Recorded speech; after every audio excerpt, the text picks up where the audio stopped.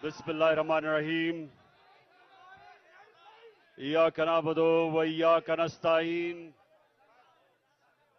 अल्लाह, तेरी इबादत करते हैं और सिर्फ तेरे से मदद मांगते हैं। ला इलाहा इल्लल्लाह, कोई नहीं है खुदा अल्लाह के सिवा। हम सिर्फ एक अल्लाह के सामने झुकते हैं। ना मैं किसी इंसान, ना किसी इदारे, किसी के सामने मैं ना जिंदगी में झुका हूं और इंशाल्लाह आपको भी कभी झुकने नहीं दूंगा।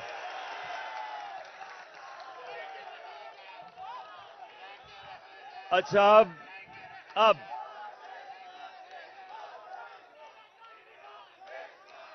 शुक्रिया। अच्छा सुने आप, मैंने आज आप सबको यहां इसलिए दावत दी कि जिस जज्बे और जुनून से, जिस तरह आपने जेल भरो तहरीक में शिरकत की, मेरी 26 साल की इस सियासी जद्दोजहद में जो मैंने आपका जज्बा, आपका जुनून और आपका ईमान जो मैंने वो देखा, तो मैंने अल्लाह का शुक्र अदा किया कि मैं अपने सामने एक हजूम को कौम बनते देख रहा हूं।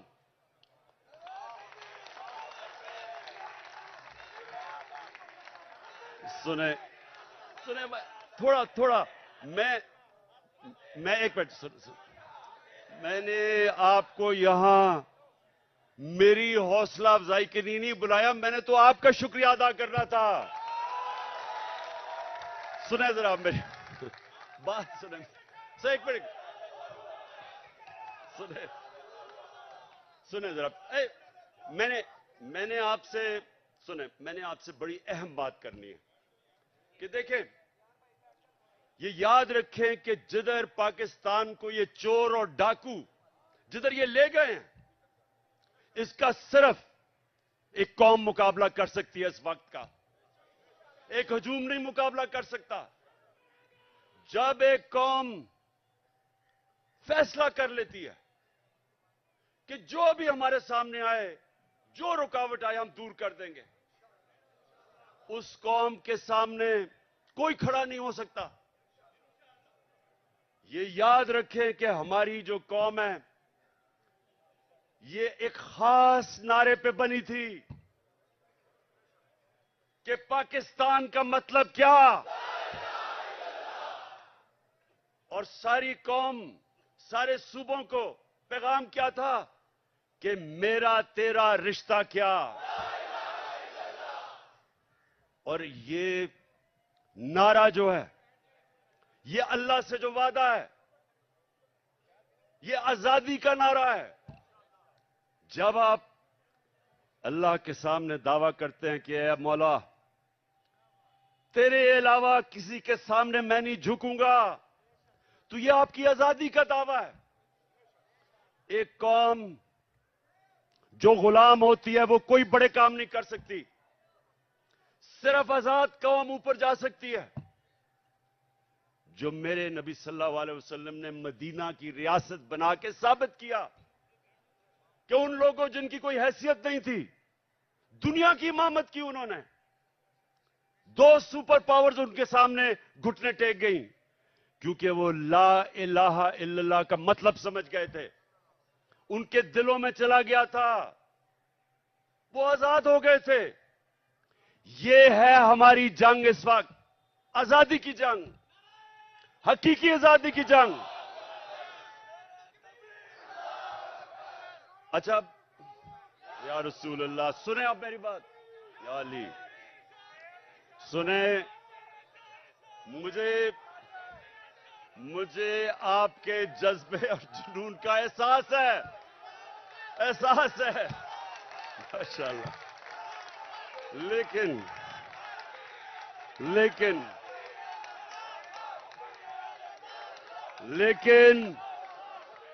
सुने जरा, सुने सुने,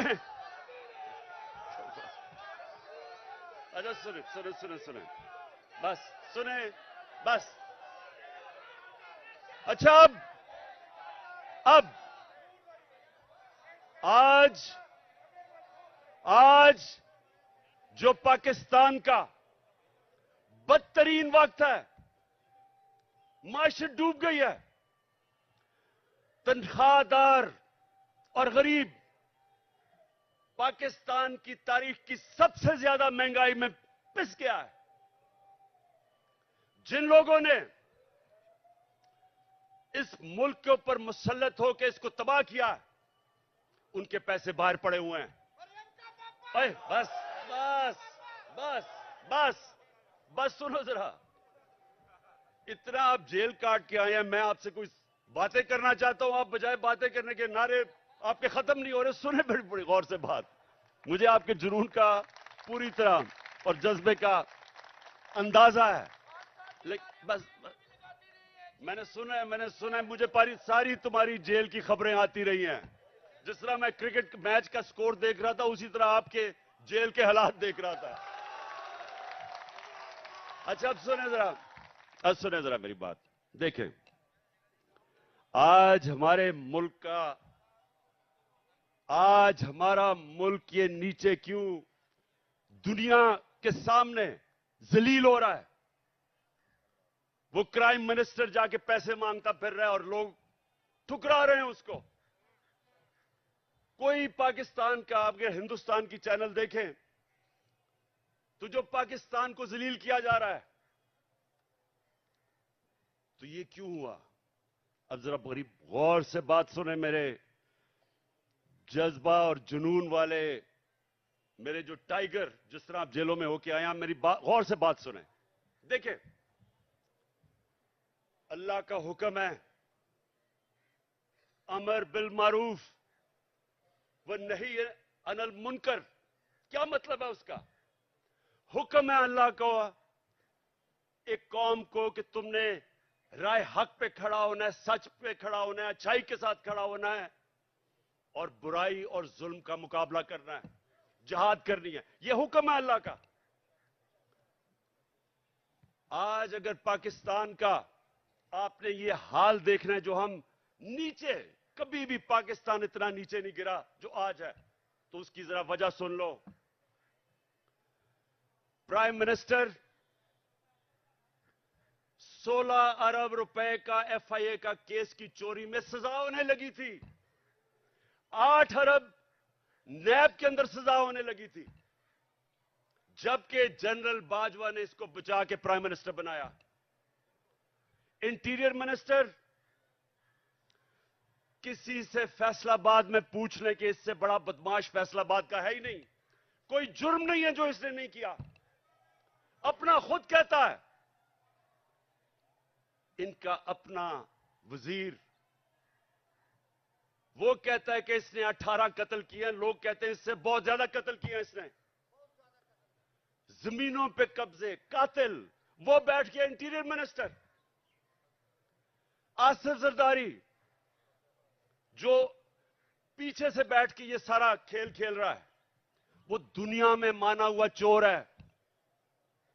सिंध में जाके पूछें कि लोगों के ऊपर वो क्या जुल्म करता है, मुखालफिन को कत्ल। मुर्तजा भुट्टो कि उसकी फैमिली कहती है इसने मुर्तजा को कत्ल करवाया। चोर, कातिल, अरबों रुपए की चोरी का केस में पकड़ा जाने लगा था, जनरल बाजवा ने बचाया इसको। और उधर लंदन में बैठा हुआ भगौड़ा जो मुल्क को वहां बैठ के कंट्रोल कर रहा, सजा याफ्ता, अरबों रुपए के घर में बैठा हुआ लंदन में, जो यहां से चोरी करके पैसा लेके गया, वो मुल्क को वहां से बैठ के फैसले कर रहा है कि आर्मी चीफ कौन बनेगा। मुझे यह बताएं कि जब मुल्क के सरबरा ऊपर फैसला करने वाले मुल्क के बड़े बड़े मुजरिम बैठ जाएंगे, तो क्या मुल्क का दिवालिया नहीं निकलना? कौन सा मुल्क दुनिया में, मुझे एक मुल्क बताएं जो कि ऊपर जा रहा हो और जिधर इस तरह के चोर बैठे हो। और अल्लाह का हुक्म है हमें कि हमने तो इन लोगों के खिलाफ जहाद लड़नी थी। जब इंसान भेड़ बकरियां बन जाते हैं, जब वो राय हक पे नहीं खड़े होते, जब वो जुल्म का मुकाबला नहीं करते, तो अल्लाह उनको भेड़ बकरियों की तरह रखता है। उनकी कोई हैसियत नहीं होती। जिस कौम में जुल्म का मुकाबला करने की सकत नहीं होती, दिलेरी नहीं होती, वो कौम गुलाम बन जाती है। मैं बार बार इस्लाम के सबसे बड़ा जो सानिया हुआ था करबला का, मैं बार बार बताता हूं कि कूफा के लोगों को पता था कि हजरत इमाम हुसैन राय हक पे खड़े थे। उनको पता था, लेकिन यजीद के जुल्म के खौफ की वजह से उन्होंने इस्लाम की तारीख का सबसे बड़ा जुल्म होने दिया। ये जो खौफ का बुत है, ये इंसान को गुलाम बनाता है। इसकी पूजा करोगे, गुलाम भी होगे, जलील भी होगे। आज सारी दुनिया में पाकिस्तान जलील हो रहा है। भिखारियों की तरह कर्जे मांग रहे, कोई नहीं दे रहा, क्योंकि चोर ऊपर बैठे हुए हैं। वो क्यों नहीं दे रहे पैसे? नंबर वन, उन सारी बाहर की दुनिया के लोगों को पता है कि ये जो ऊपर बैठे हुए हैं, ये सबसे बड़े डाकू हैं, इनके पैसा बाहर पड़ा है। मैं जब प्राइम मिनिस्टर था, तो जब दूसरे मुल्क का प्राइम मिनिस्टर मुझे मिलने आता था, तो मेरा जो फॉरेन ऑफिस है वो मुझे पूरी तफसील देता था। किधर पड़ा है, माजी में इसने क्या किया, इसकी रेपुटेशन क्या है, एक एक चीज मुझे पता होती थी जब वो मुझे मिलने आता था। तो क्या ख्याल है, जो आप ये आसिफ जरदारी या ये जो शहबाज शरीफ बाहर जाता है, एक एक चीज बाहर की दुनिया को पता होता है कि इनके कितने पैसे बाहर पड़े हैं। ये दो खानदान अगर आधा भी अपना पैसा पाकिस्तान में ले आए, तो यहां आपको कोई आईएमएफ या किसी से कर्जे लेने की जरूरत ना पड़े। अपना पैसा चोरी करके मुल्क से बाहर और लोगों से भीख मांग रहे हैं कि पाकिस्तान को डॉलर दो। अपने पैसे डॉलरों में बाहर रखे हुए हैं। 100 रुपया जब से ये आए हैं, 100 रुपया गिरा है डॉलर के मुकाबले में। तो कौम तो 100 रुपए से ज्यादा गरीब हो गई है। कौम की तो खरीदार और कम हो गई है, और ये डॉलरों में पैसे रखने वाले, इनका तो 100 रुपये और ऊपर चला गया। इनका मकसद कभी पाकिस्तान नहीं था, नहीं तो इनका जीना मरना मुल्क में होता। ईसीएल पे चले जाएं तो इनकी टांगें कांपनी शुरू हो जाती हैं, खौफजदा हो जाते हैं कि हम बाहर नहीं जा सकते। मैं ये कहता हूं, मुझे डाले ईसीएल पे, मैं तो जाना ही नहीं चाहता बाहर।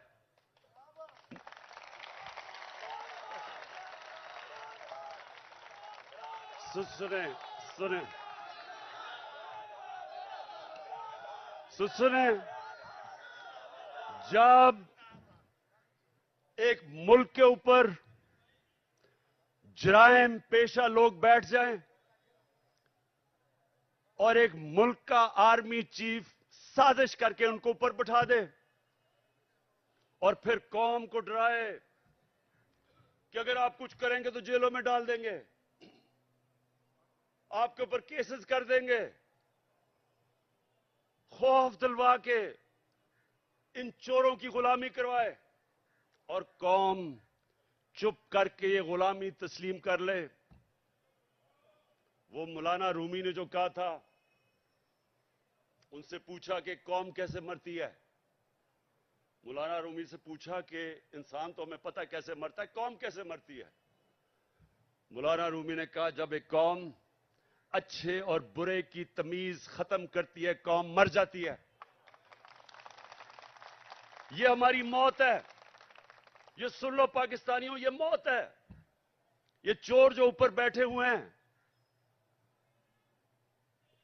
आपके सामने, इनके ऊपर जो केसेस हुए हैं, केसेस इमरान खान ने नहीं बनाए। इनके केसेस, इनकी जब हुकूमतें थी 10 साल में, तब के केसेस बने हुए हैं। ये सागदार नून लीग की हुकूमत में बाहर भागा था। नवाज शरीफ के 2 बेटे नून लीग की हुकूमत में बाहर भागे थे। मैंने केसेस नहीं बनाए थे। मरियम जो पकड़ी गई पनामा के अंदर, वो तो इंटरनेशनल इंकशाफ हुआ था, जिधर पता चला कि अरबों रुपए के 4 मेफेयर के लंदन के सबसे अमीर महंगे इलाके में इसके नाम पे निकले, और इसके भाई ने टीवी पे जाके तस्लीम किया कि अल्हम्दुलिल्लाह ये मरियम नवाज के फ्लैट है। आज तक एक रसीद नहीं बता सके कि पैसा किधर से आया है, क्योंकि चोरी का पैसा था। वो फिर रही है जिस तरह के कोई मलका एलिजाबेथ फिर रही है पाकिस्तान में, हर जगह कभी एक तक। और ये जुल्म देखें, उसको पूरा तरह पुलिस का प्रोटोकॉल, पंजाब की हुकूमत टैक्स के पैसे के ऊपर उसकी मदद, उसके लिए ठहराना चलाना जलसे करना।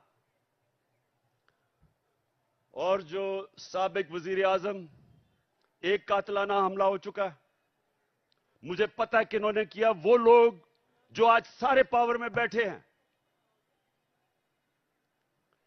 राना सनाउल्लाह, शहबाज शरीफ, और ये जो डर्टी हैरी जिसको मैं कहता हूं, अपनी एजेंसी का आदमी मुझे कत्ल कर रहा है।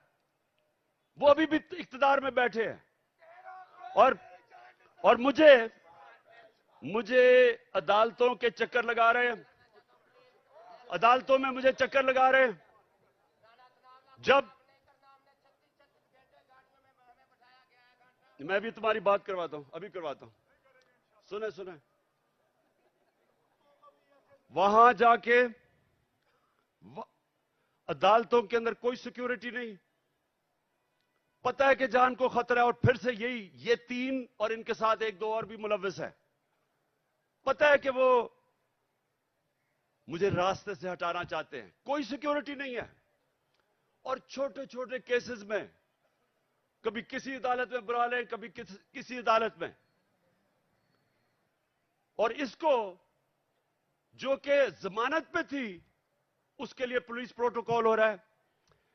मैं सिर्फ कौम को यह बताना चाहता हूं कि इस निजाम को अगर हम कबूल कर गए, जो ये कोशिश कर रहे हैं डरा के धमका के, जिस तरह हम भेड़ बकरियां के हमें कबूल करवा लें, कोई आपके और आपके बच्चों का इस मुल्क में मुस्तकबिल नहीं है।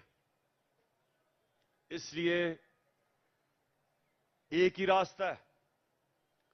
हमारी कौम, मैं अपनी सारी कौम को आज कहता हूं कि ये जो जेल भरो तहरीक, ये सिर्फ लोगों के खौफ दूर करने थे कि हमें कोई जेलों से फिक्र नहीं। और मुझे पता है, वो बिल्कुल नौजवान ठीक कह रहा है कि जानवरों की तरह इन्होंने हमारे लोगों को रखा। इन्होंने जान के ये साबित करने शुरू कि ये और डरेंगे, पीछे हट जाएंगे, जबकि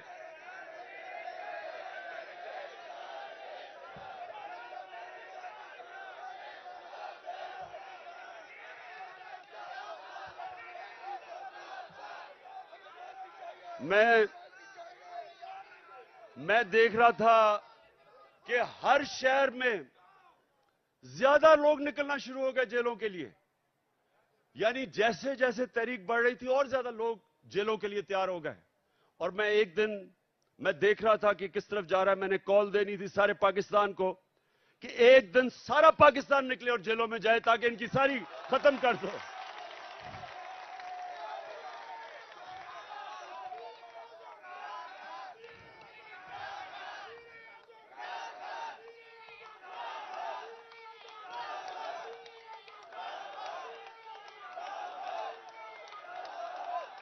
मैं चीफ जस्टिस को, मैं सुप्रीम, ठीक, बस मैं अपने सुप्रीम कोर्ट के चीफ जस्टिस को आज मैं अपने वकीलों के जरिए खत भी लिख रहा हूं कि अगर, जब पता है, खुद इंटीरियर मिनिस्ट्री कह रही है कि इमरान खान की जान खतरे में है, मैं कह रहा हूं मेरी जान खतरे में है, और मैं पहले 2 महीने पहले कह रहा था कि जान खतरे में, उसके बाद हमला हुआ मेरे पे। मैंने पहले पेशेंट गोई कर दी थी क्या करना है इन्होंने।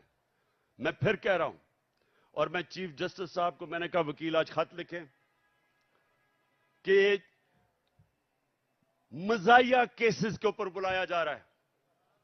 इलेक्शन के कमीशन के सामने मुजाहरा होता है, मैं घर बैठा हूं और मेरे ऊपर दहशतगर्दी का केस।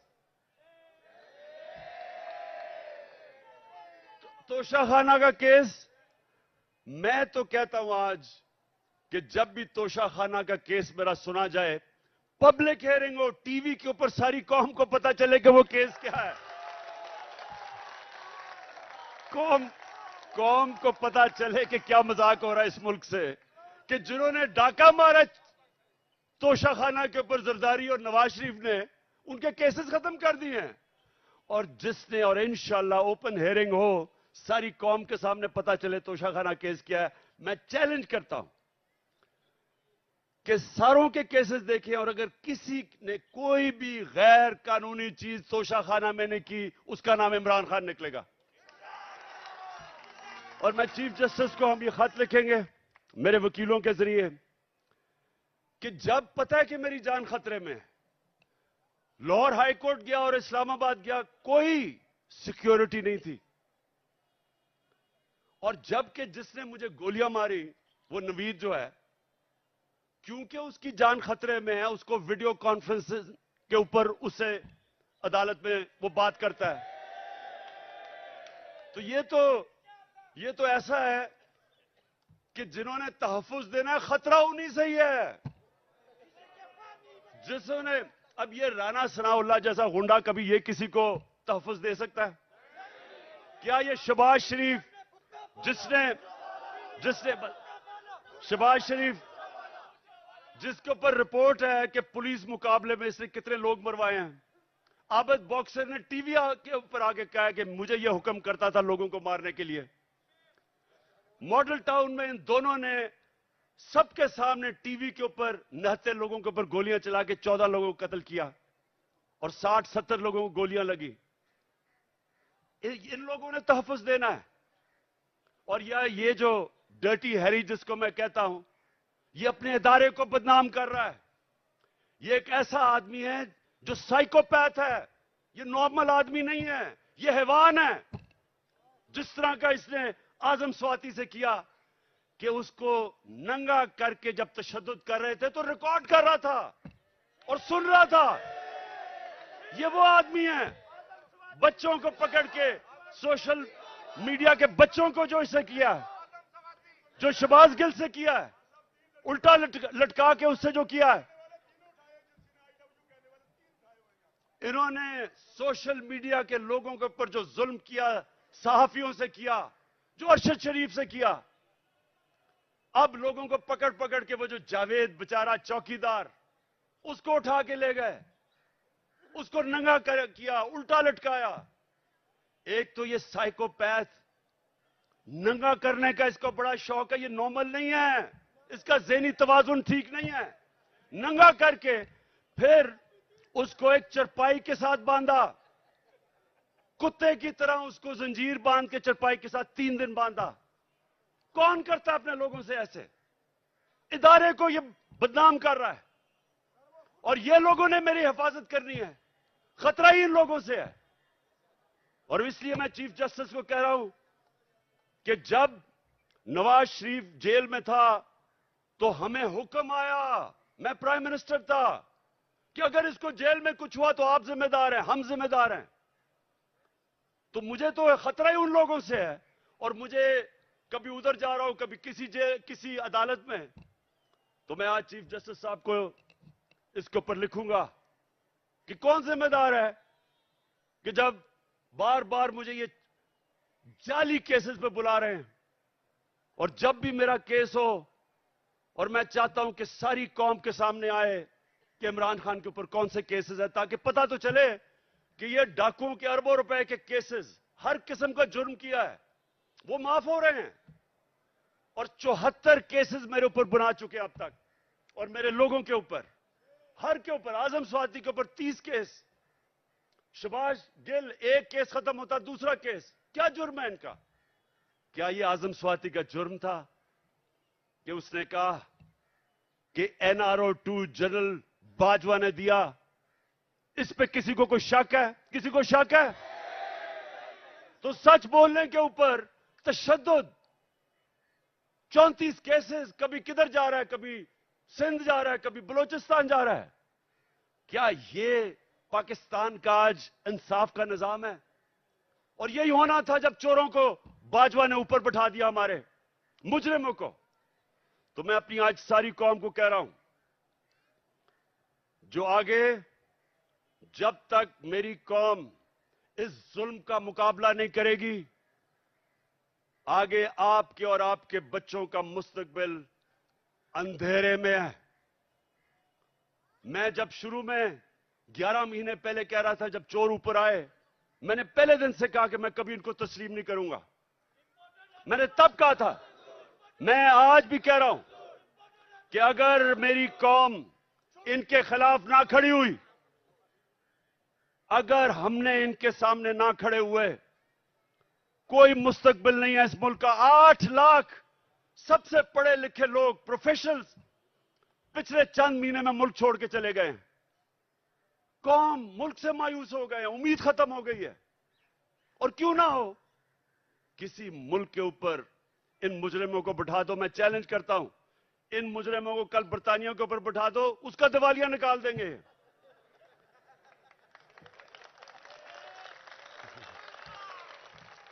मैं आखिर में सुने, मैं आप सबको खराज तहसीन पेश करता हूं। मैं आपके जज्बे और जुनून को सलाम करता हूं। और मैं आप सबको ये बताना चाहता हूं कि जितना हम सब आपको देख रहे थे जब आप जेलों में थे, जो आपको पकड़ रहे थे, आपने मेरी सारी पार्टी का सर फख्र से ऊपर कर दिया। बहुत बहुत शुक्रिया।